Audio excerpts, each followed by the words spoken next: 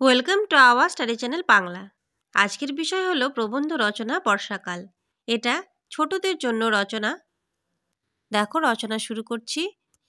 প্রথমে বর্ষাকাল লিখেছি, তারপর ভূমিকা। আমাদের দেশে 6টি ঋতুর মধ্যে বর্ষাকাল দ্বিতীয় ঋতু। আষাঢ় শ্রাবণ এই 2 মাস বর্ষাকাল। বর্ষা আরম্ভ হয় জ্যৈষ্ঠ মাসের মাঝামাঝি থেকে এবং তার প্রভাব থাকে আশ্বিন মাস পর্যন্ত। গ্রীষ্মের প্রখর তাপের পর বর্ষার আগমনে গাছপালা, মানুষ, জীবজন্তু আবার নতুন প্রাণ ফিরে পায়। এরপর পয়েন্ট দেখো, প্রাকৃতিক অবস্থা। আষাঢ় শ্রাবণ এই 2 মাস কখনো মুষলধারে বৃষ্টি, আবার কখনো টিপ টিপ বৃষ্টি পড়ে। নদী নালা পথঘাট জলে থই থই করে।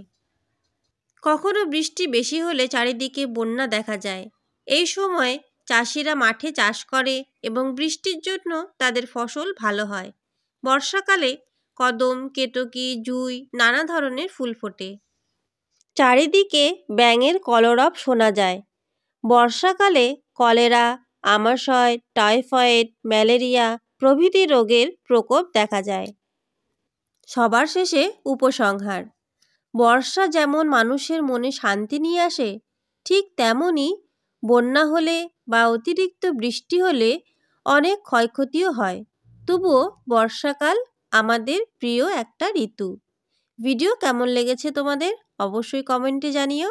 আর ভালো লাগলে অবশ্যই লাইক করো, কমেন্ট করো এবং শেয়ার করো। আর আগামী দিনের ভিডিও পেতে চ্যানেলটিকে অবশ্যই সাবস্ক্রাইব করো। Thank you for watching.